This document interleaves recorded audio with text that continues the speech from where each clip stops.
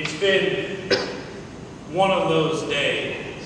You know the kind of day I'm talking about. We all have those days. It's late in the evening and you come home from a day that has left you utterly spent, feeling like a cell phone on that very last hopeless red bar of battery juice, feeling like you were the only donor who bothered showing up at the blood drive of the Transylvanian Red Cross. You fumble with your keys. Your mind is a blurry haze as you try to get in your own front door. And when you finally do get into the house, just shambling to the sofa and putting down your bags feels like more than you have the energy to do. You drop your stuff on the floor, and in that moment you suddenly realize, you know, I'm really hungry. I'm incredibly hungry. What? Did I not even eat lunch? You were so busy today. You were so busy you can't even remember whether you ate lunch. Maybe you did. Was that yesterday? It's all a blur, and you are too tired to tell, but you know this. You haven't been shopping in over a week.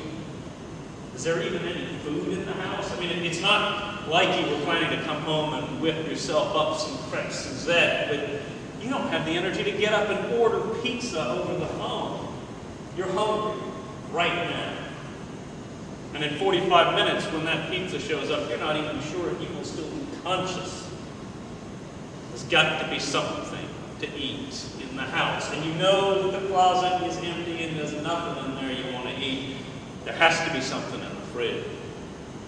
So to the fridge you go and you open up that icebox. And a rush of stale, cold air pours out. And, well, what do you have? You've got what looks like about half a tub of Rocky Road from some generic supermarket. And an ancient bag of frostbitten peas that looks like it might have been possibly found buried next to the remains of some mummified Siberian mammoth. Nothing there. So you open up the fridge and you find a random assortment of Tupperware containers. Now, how old is that soup? You think back. Well, how long have I lived here? Better pass on that one. Near the rear of the top shelf, though, there's a Chinese carryout container. And it looks, you know, kind of recent. The grease hasn't really totally soaked all the way through the bottom of it. Was it last week that you got Chinese? Was that last month? Well, maybe it was last week. So you pop open the container and it's 3/4 full. Hey, there's a meal there. What was this again? Special Kung Pao Big Happy Family Shrimp or something like that. Is it any good? You give it a sniff. You're not sure. You pop it in the microwave, nuke it for a minute, smell those warm aromas as they're coming up. Not so sure. Is it good? Well, you take a taste, and you're still not sure. So you keep eating. Still not sure. Well, at 3 o'clock that morning, you're sure.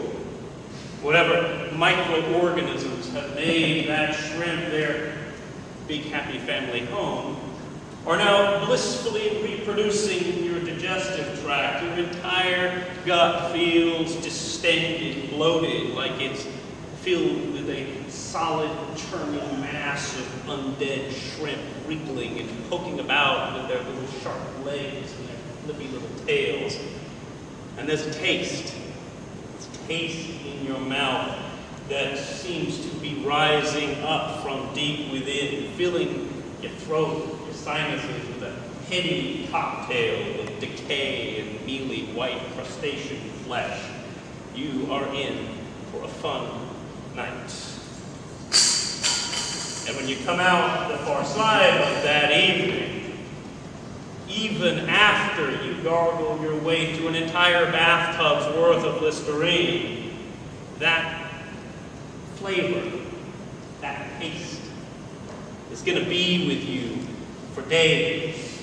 That sense memory that your body has of that taste will be with you for even longer, and you may never even be able to look at a shrimp again. Bad tastes linger, and the prophet Jeremiah knew all about bad tastes. He lived and prophesied at a time when the Hebrew people had found that everything they had hoped and dreamed for had gone sour and bitter and turned to foulness in their mouths. He prophesied right after the Assyrian Empire, that great empire to the north of Judah, had fallen. It was 627 BC, and the last emperor, Ashurbanipal, had died. His empire had collapsed under him. And the people of Judah and all the people of that region felt, finally we can be free. In 627, led by their wise and noble and God-fearing King Josiah, the people of Judah did two things. They reestablished the worship of God in Jerusalem, and they began to fight for independence. It was a time of hope, but it quickly turned and went bad. In 609 BCE, in the lifetime and memory of Jeremiah, Josiah was killed by the Egyptians as they raced upwards to try to support the last remnants of Assyria. Killed by the Egyptians in a battle called Harmageddo, from which we get the word Armageddon. And that's what it felt like to them. Everything began to fall apart. Because where Assyria fell, Babylon rose. Stronger and more threatening than Assyria ever was. And Judah found itself enslaved again under a more brutal master than before. They tried to rise on several occasions, but every effort they made was brutally crushed, until in the year 587, the Babylonians finally grew tired of their resistance and destroyed Jerusalem completely, tearing down the temple and scattering the people as slaves to the four winds. This is the time in which Jeremiah preached. In those terrible last days of decay and collapse. Now, Jeremiah was not a popular man in Judah. He was not well received or appreciated because he said a couple of things. First, he said, we have to restore our worship of God.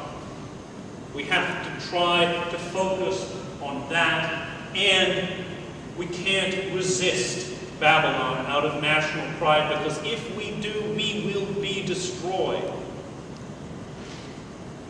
At best, his fellow people saw him as a prophet of doom, a complainer, a whiner, someone who just despaired and had nothing good to say.